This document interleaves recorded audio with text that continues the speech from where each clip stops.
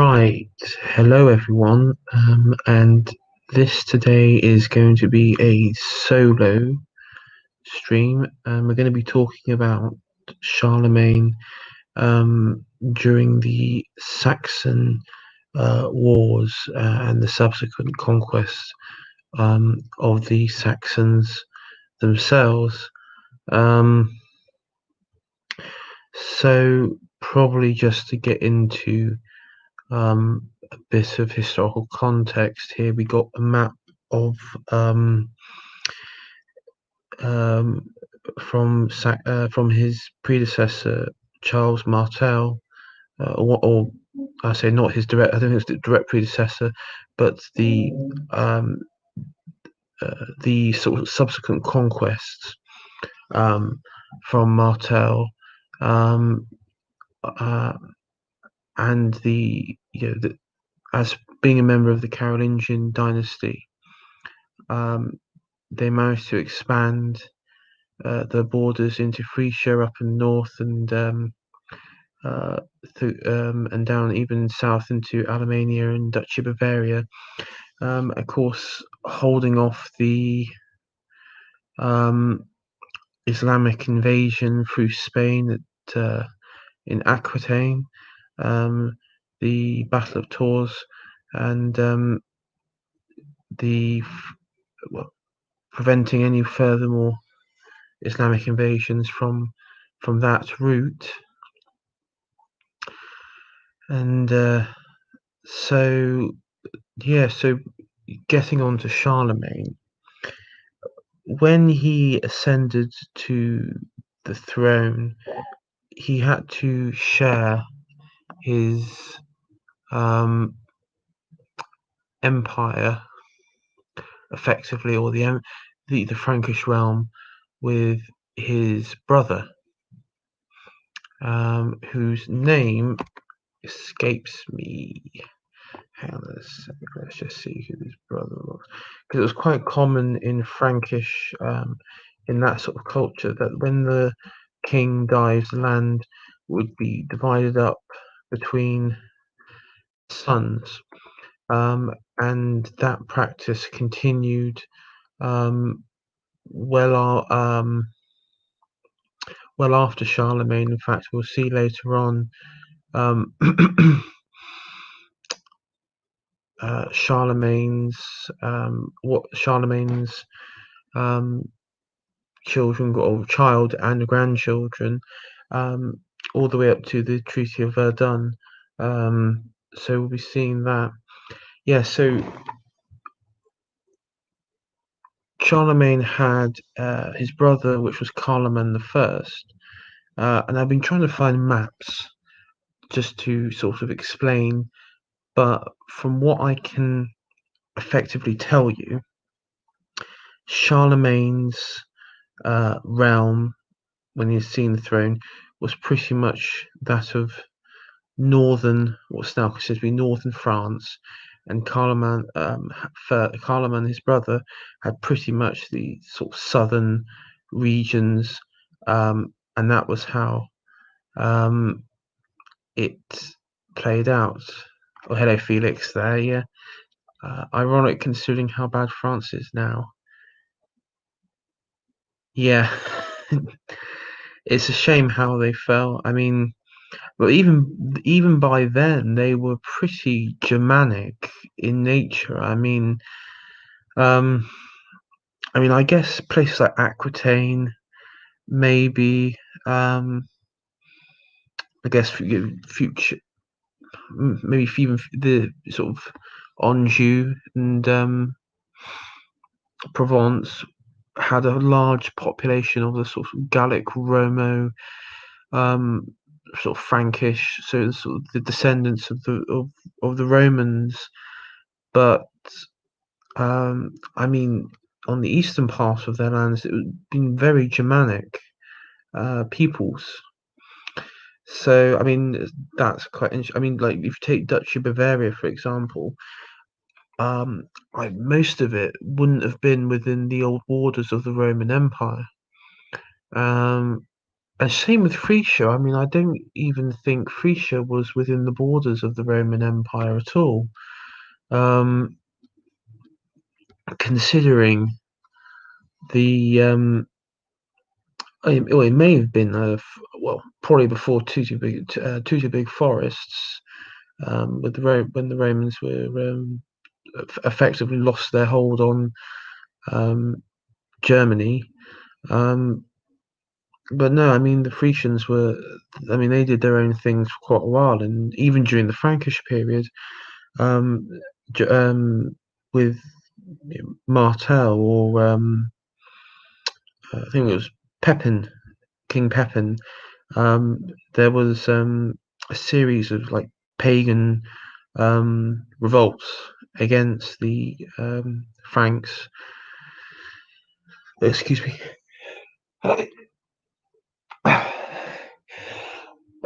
Oh God, sneezing. And yeah, and so this was the land that Charlemagne inherited and his brother.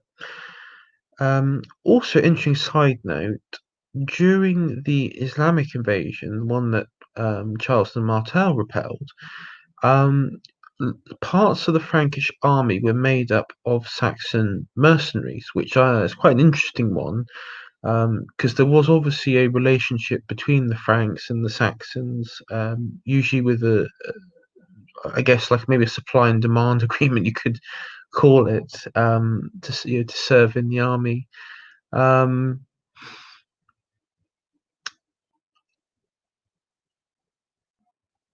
I was gonna say, what was I gonna say next? Oh yeah, and so what you had was and I was going yes, I was going to say the one interesting thing, sort of building up to Charlemagne's um ascension to the throne. This is going back to 695. Was that the Saxons did in fact manage to capture territory south of Teutoburger Wald, which I think it's somewhere around here. I don't know if you can see the cursor on screen. Um, and the Franks lost um, large parts of that territory to the Saxons. Um, and Charlemagne in 772 leads an army uh, through that very same region that the Franks lost, and seizes Eresburg and destroying the Imrasol, which is the sacred tree of the uh, Saxon pagans. And that was the first start of the conquest. So if we just get on to just remove this and then bring up the other window.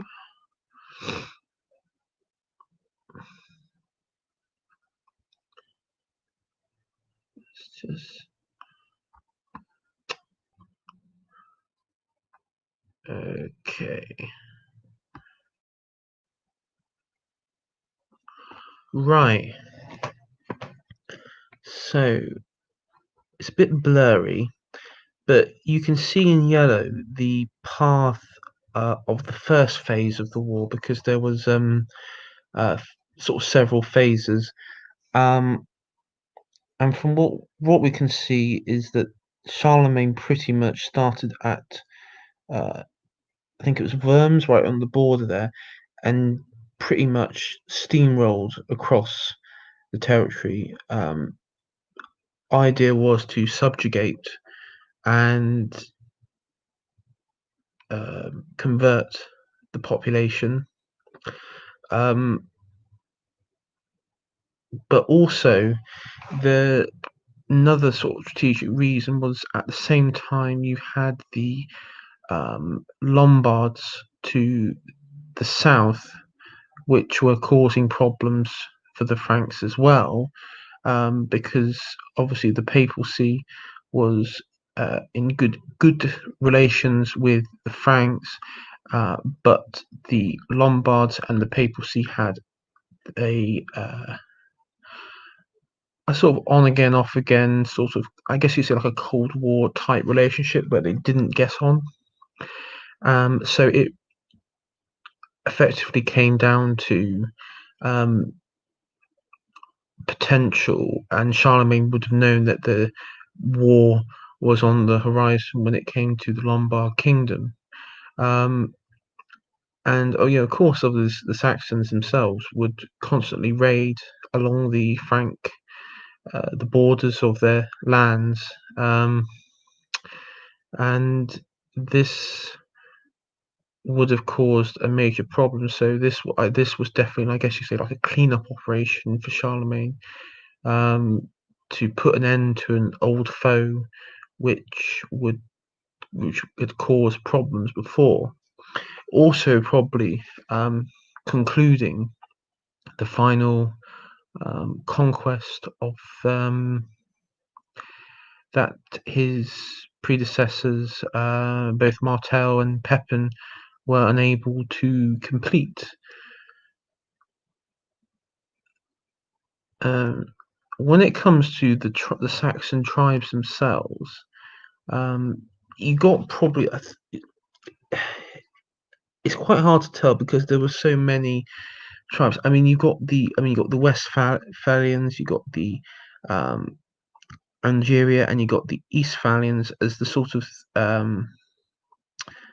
I guess you could say, like, the sort of subgroup individuals that most books and the book that I've got sort of refer to.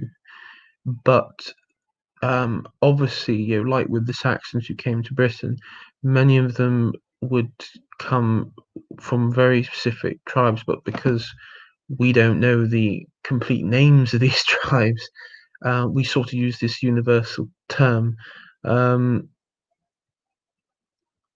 When it comes to the first conquest, Charlemagne had very little resistance in what he did, but one of the things that he did was very much a symbolic move, was destroying that sacred tree, the what's it called, the Immiseridium, or something along those lines. And I mean, definitely would have given him brownie points with the church, because of course when he left after thinking that he had subdued, the natural process that would go on was that the Frankish clergymen would arrive in the region and start proselytizing and spreading the faith and begin conversions. Okay. But unfortunately, and also, probably just on the side note, when he left the region in probably the same year, so 772, he left this region, especially in the southern Saxony, where he subdued the tribes there. He left a garrison at Eresburg. He left the garrison there to sort of rule over the populous tribes, and to prevent any further, I guess, say, uprisings, and just to secure the border that he had secured for himself. Charlemagne then went and began the campaigns against the Lombard kingdom, and while this was going on, the Saxons rose up and they retook Eresburg down here, and occupied Cyberg and attacked Boroburg, which I believe I can barely see is so down here. So the sort of areas that was the main Frankish controlled areas in the Saxon region. We hear that many sort of churches, Franks, were targeted. Uh, Even those who had been baptized renounced their faith, um, and effectively the work that Charlemagne did in that region came to a swift end, and the potential for further Saxon raids deep into the Frankish realm became another reality. And in fact, we can probably see just sort of spillage overs for the second wave, where you see it part in Frisia, part beyond the realm down into probably what was Franconian and Liguria as well. You see it spilling over the raids and the constant looting that would have gone on.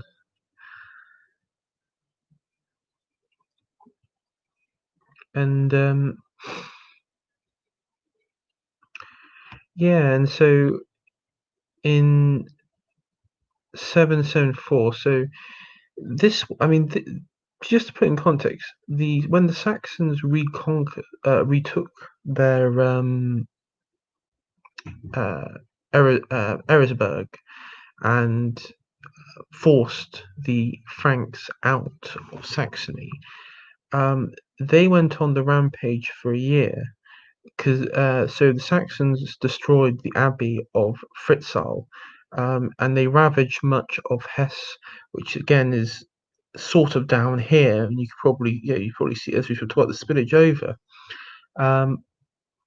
and it caused such a major issue, especially amongst Charlemagne's vassals in those regions, that he was forced to leave Italy and return with his army to force the Saxons out of the realm, but to recapture the territory that he gained within Saxony.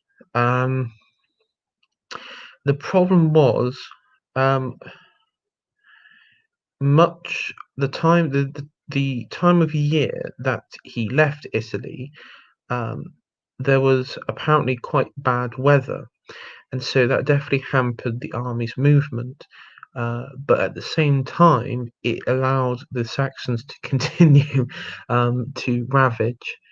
I'll just say hello, Randy, who's just come in on the chat there.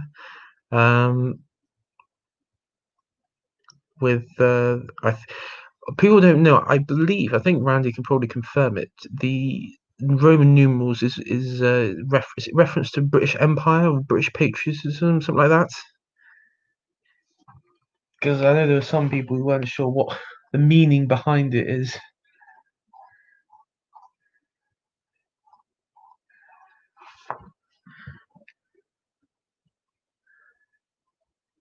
Right.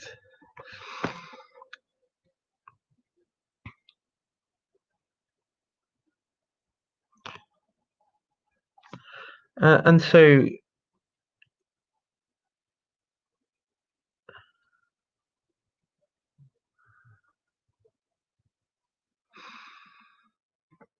yeah, and of course, probably should mention the leader. Well, they say leader. The leader or the Saxon. It's unclear whether he was chieftain or a warrior, or who exactly he was, but the leader of this Saxon revolt against the Franks was, of course, called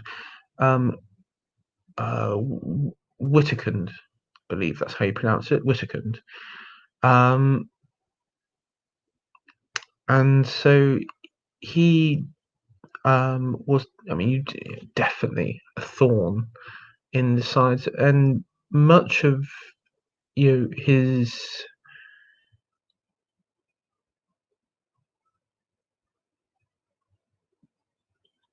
raiding was targeted quite deep in the Frankish territory. And as we said, Charlemagne, at this point, he had conquered most of northern province of the Lombard kingdom. And in many ways, because if you imagine, I'll just bring this, let's just see if we got it. Oh, we haven't got it. Imagine if if any of you guys search up the Lombard kingdom, you'll see that the Lombards had this really funny sort of territorial boundaries where northern Italy and parts of southern Italy, like the Duchy of Bavento and sort of down to the Boot, they had all of that sort of territory. But when the Franks came in, Franks conquered northern Italy. So you think of Milan all the way down to, I guess you could say what would be the sort of papal states, and the papal territories. And thanks, in many ways, Charlemagne would have continued the conquest if it hadn't been for Wittekund, who and his revolt. And so the Bavento and the Lombards in southern Italy are left effectively alone. And of course that they had their problems with their conflicts with the Eastern Romans, but I say we'll talk about that maybe in another stream. Especially with the Normans who arrived, and so Charlemagne arrives back in Saxony in 775, and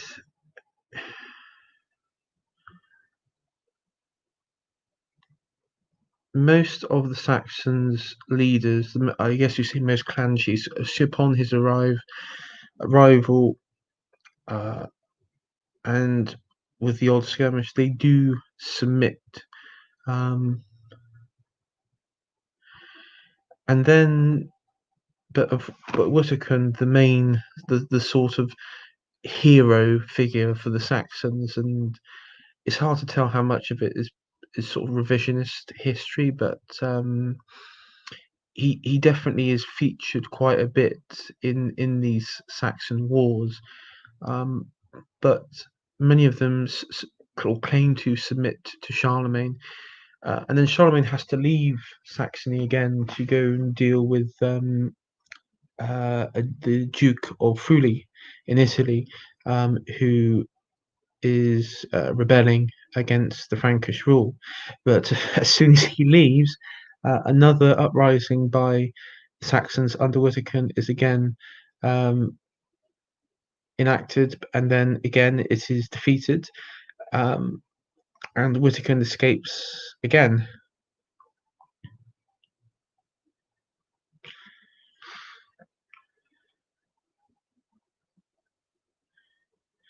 And in 777, Charlemagne decided he wanted to effectively come to the understanding of how to bring the Saxon realm, which at that time he effectively considered part of his ever expanding empire, how he could bring it with the Germanic Saxons in peacefully, because he did explore peaceful options. Though, as we get on, we'll see what happened at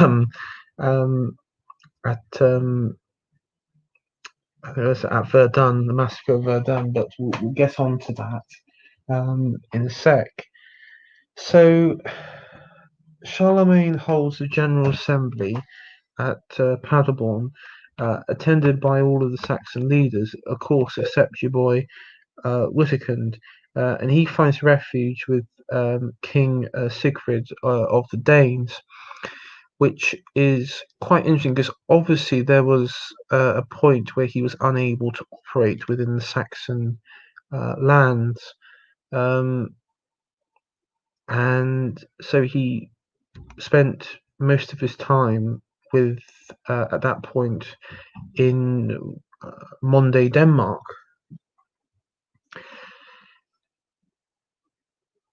Um,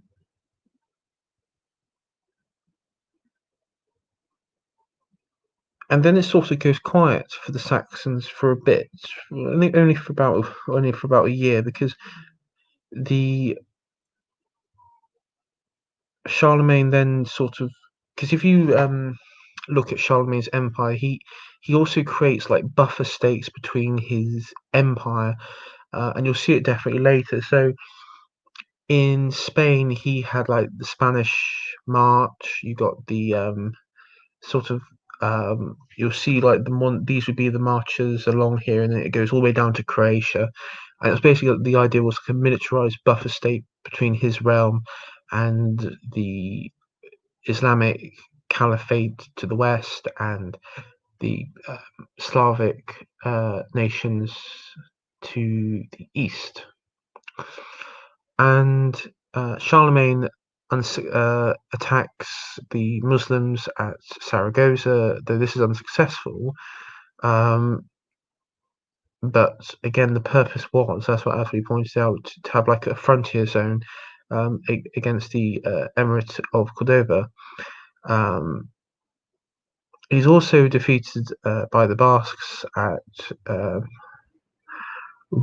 Roncesvalles on his return journey.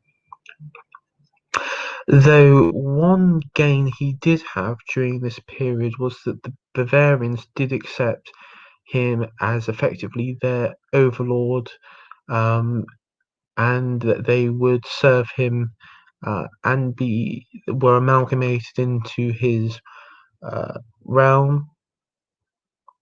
Though, unfortunately for Charlemagne, the Wittekund decided to return from his break in Denmark with and lead another Saxon rising.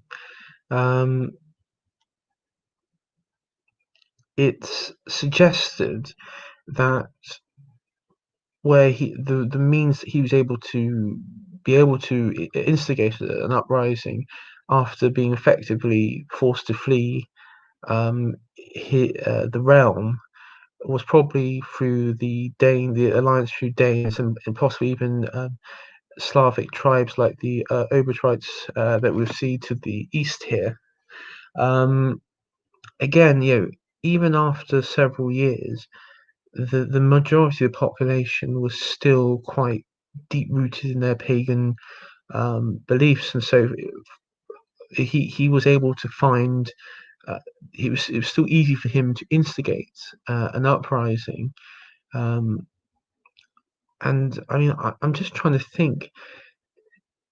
Even with the Saxons in Britain, in England, sorry, when it came to their conversion, it took several attempts because you had like, I mean, even like Northumberland, the King of Northumberland, you had an instant where one king would be converted and he would announce that his kingdom would become a Christian kingdom, and then the next king who came along reverted back to paganism, and then the kingdom reverted back to paganism. And so, I mean, for the Saxons, it wasn't a clean cut process. It took a great many attempts. And it's quite funny because the Saxons, I guess the old Saxons, as they'd be referred, because this is where the Saxons effectively originated from, and the descendants that came over to Britain and such,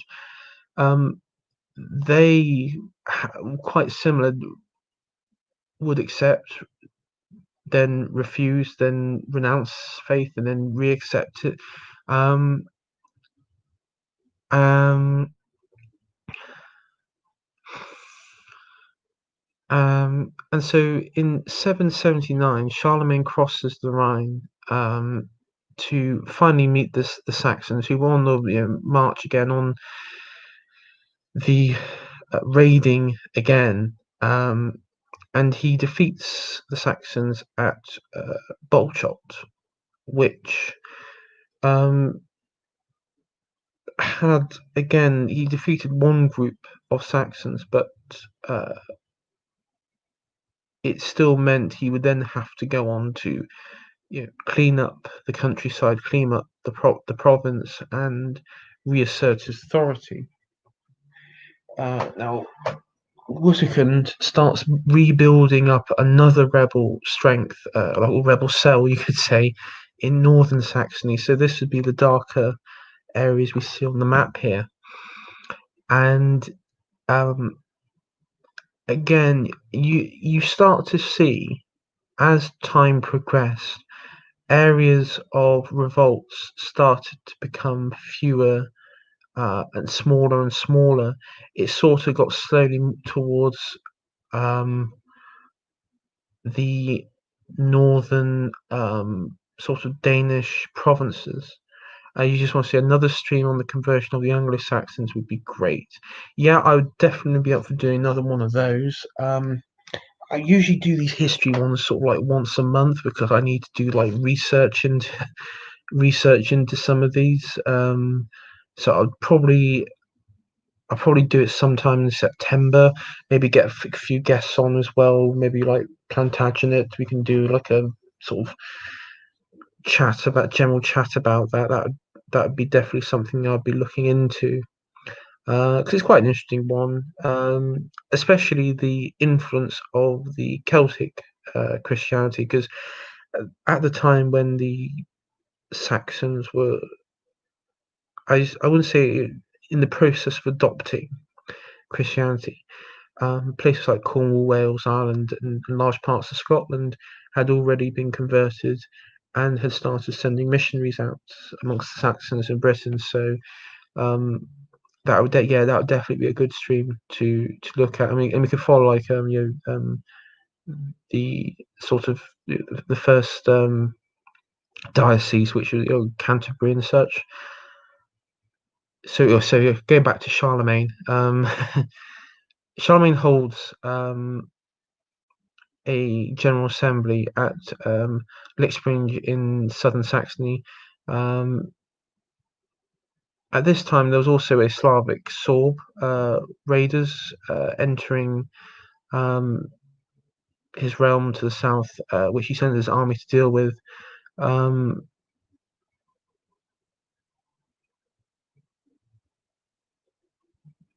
there was also at the same time of this uprising, this raid from a rival power, Slavic power in the east, Wittekund's Saxons also rose up again. I think it must have risen up about like seven odd times in the Suntal Hills. And this requires Charlemagne again to return from Italy to defeat the rebels.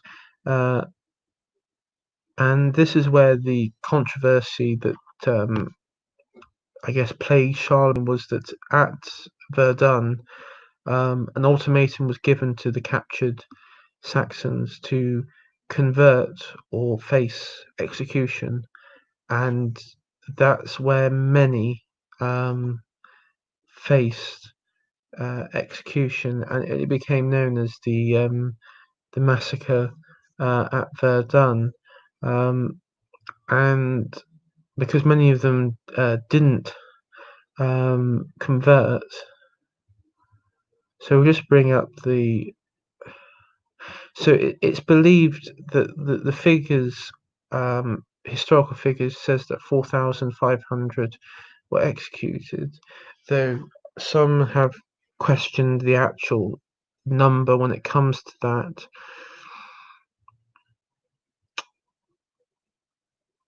The incident also, I mean, political side. I mean, the Nazis did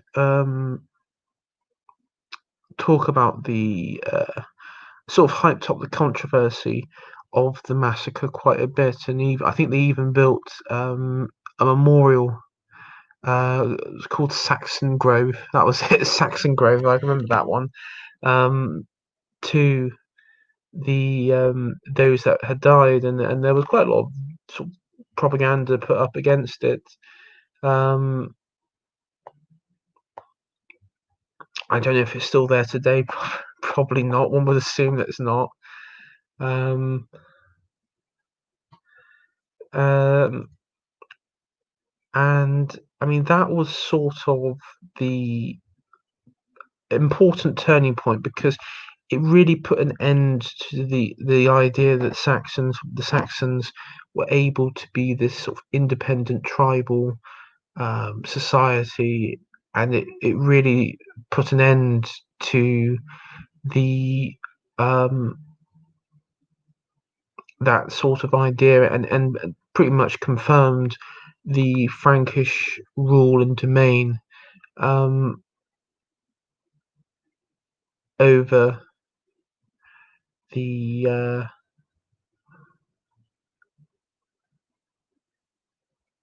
Saxons, the pagan Saxons.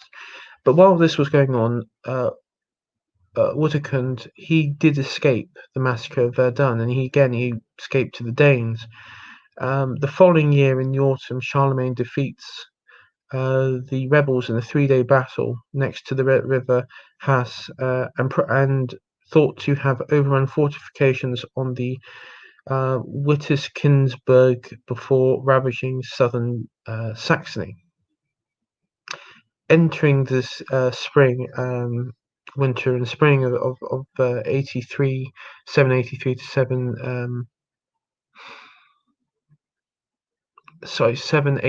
to 84, there was a Frisian uprising against Carolingian rule in support by Wittekund, renewed uprisings, and Wittekund also managed to provoke uprisings in Westphalia and Eastphalia Saxon. So Frisia here, Westphalia and Eastphalia. So this sort of whole region again rose up.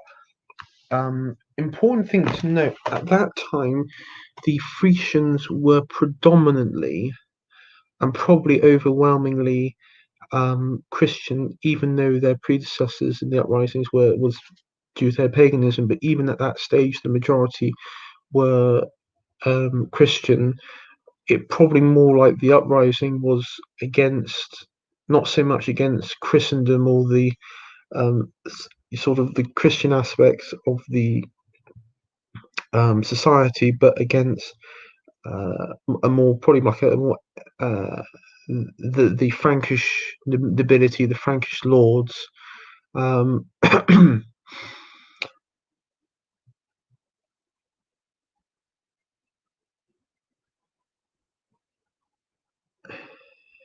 and so we'll just see that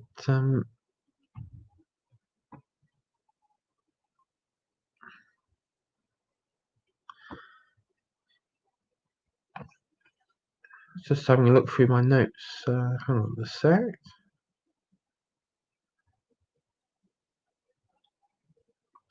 Yeah, so for a year, it's after that rebellion again is defeated. There was a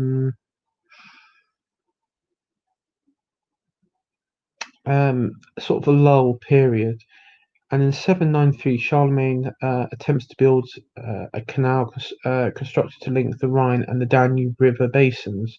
He lends Count Theodoric to muster Saxon troops off another offensive against the Avars, which the sort of people that occupied modern-day Hungary, who also raiding and looting and all that sort of stuff. But Theodoric is defeated by Saxon rebels. Charlemagne has a large number of the Saxon families deported from the northern Elbe. Charlemagne's son, King Pepin of Italy, unsuccessfully campaigns against Lombards as well at that time. And so Charlemagne abandons his canal project and attacks the Saxon rebels, supported by a second army under his son Charles the Younger, because his from Charlemagne's point of view, his realm, especially in Italy, was at risk because of his son's inability there to I guess combat the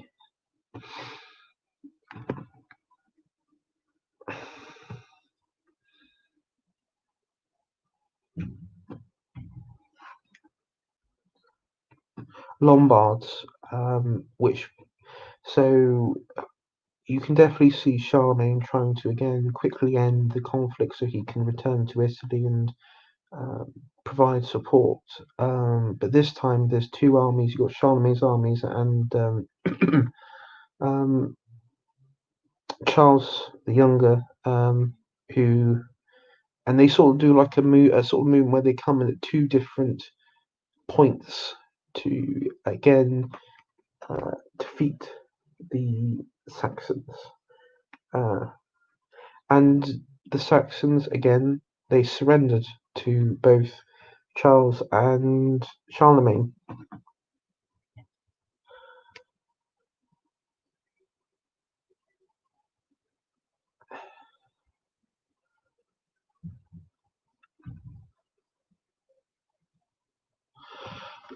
In 797, Charlemagne issues the Capitula Saxorum, which Westphalians, Angles, Eastphalian Saxons equal to other peoples in his empire. Um, Most likely, the reason he did this was to again prevent any future revolts, because again, imagine when it had been getting tedious for him to continually going having to put down these revolts. Um, and I mean,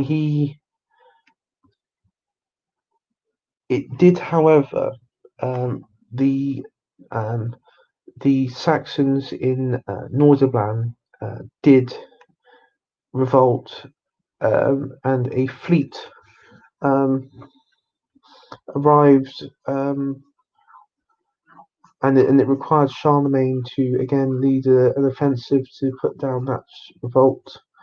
Um, the following year, the Charlemagne also, at the same time, he made an alliance with the neighboring Slavic tribes as well, um, and the um, the remaining Saxons in that province revolting in Nordirland. Saxons were crushed at the First Battle of Borneved. And of course, in year 800, Charlemagne is crowned as Western Roman Emperor. Um,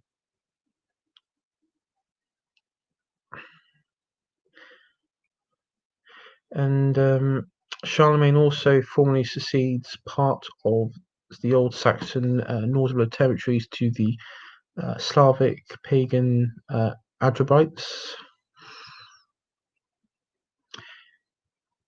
And then the Danes invade the Adrubites. And then we have the last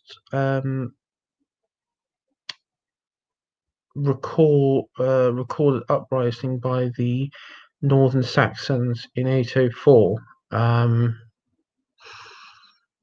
Again, this at this time it is unclear if the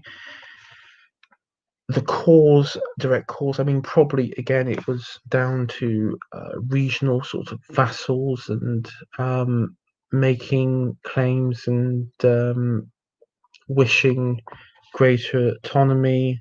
But this was the last recorded uprising by the Saxons, and definitely the last when it came to the old Saxons, the pagan Saxons. And of course, the big question is what happened to the rebel himself, Wiltekund. Now, there are conflicting stories on what happened to him and effectively where he went in regards to um, in regards to sort of what happened to him post um, Saxon rebellions. So,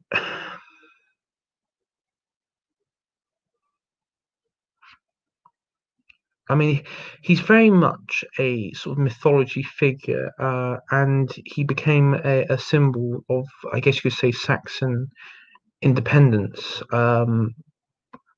and German nationalism later on. Um, so there isn't any accounts that I could find, or credible accounts of his death or of his supposed baptism. Um, Now, it's suggested that when he was captured in 785, he agreed to surrender in return for guarantee that no bodily harm would be done to him or his baptized retinue. Um, Possibly, it's uncertain again if he was baptized, who would have been present. Um, there is some suggestion that Charlemagne, which would have made him his godfather, um, and that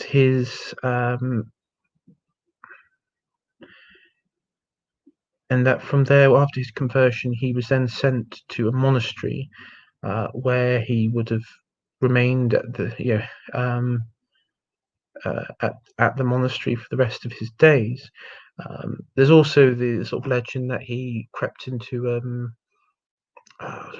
he crept into a Saxon crept into a Frankish camp, and there was there was a vision, um, and then that led to conversion. But again, there's multiple tales, but it it seems that after a while, uh, maybe there was that point where he was unable to continue, and of course the Saxons um, were finally were brought under the heel of the Frankish rule.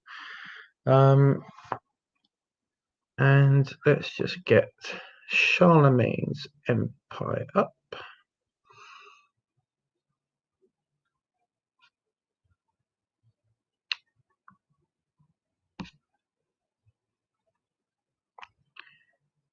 Boop, boop. Yeah, and so you see his, I mean, expansion, not just in Saxony, but in Italy and in Spain.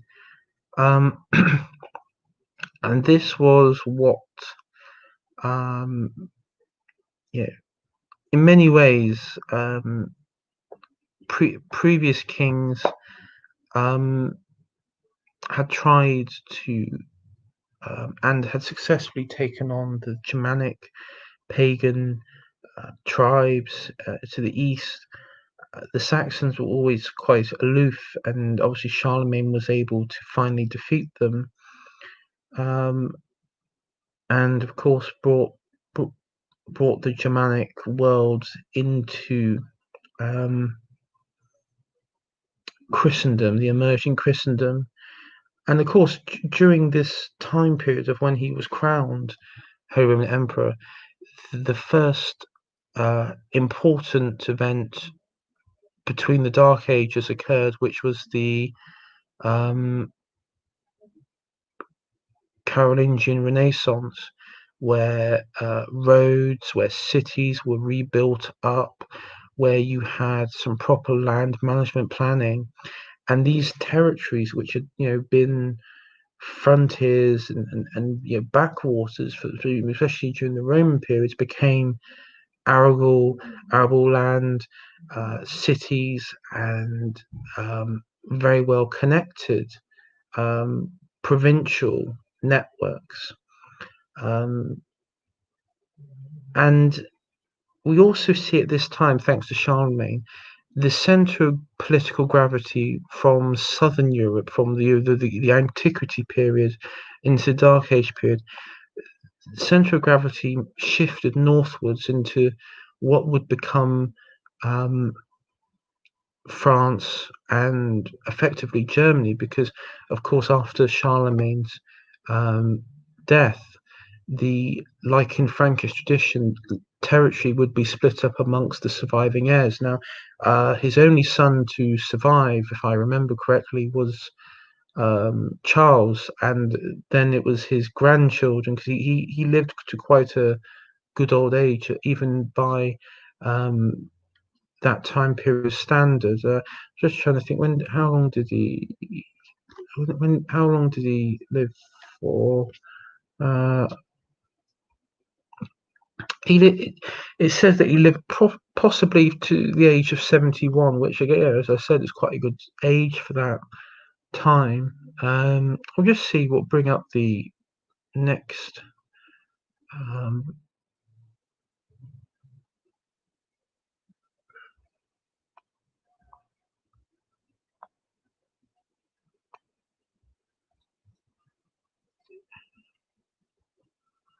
so just bring this up. So what we see is effectively after Charlemagne's death. I know this is a bit later on. This is the Treaty of Verdun, so this is quite some decades after his death and his children's death. But effectively, the uh, the separation of land, where his empire was split effectively into sometime four, then three. So you had your West Francia, you had your, I guess what it was you called Middle Francia, but also I think it was like Lotharingia. You had your Northern Italy kingdom, and then of course you had East Francia with the Duchy of Bavaria, and also the emerging Duchy of Bohemia as well, which was developing its relationships with East Francia as well, which to become and being involved with the vassal. Um, and then, of course, the Carolingians would sit on each of those thrones for quite um, for decades to come, until especially in East Francia, with the old Saxon lands, the Ottomans um, uh, dynasty took over, and of course Otto the Great um, managed to officially make the East Francian sort of German kingdom the successor to Charlemagne's Holy Roman Empire. Um, and then you had the emergence of the Carpes in West Francia, um, and and the various cadet branches that went with it.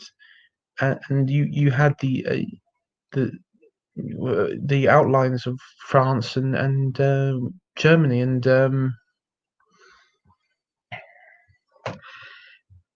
of course we hear even to this day, Charlemagne being described as this father of Europe, of modern day Europe, and again, this was the sort of major revival period since especially in Western Europe. I mean, you would go from the fall of Rome down to the Gothic Theodoric king and after his feudatory revolts and overthrowing of the last boy emperor, to this period, and this was um, the first great revival.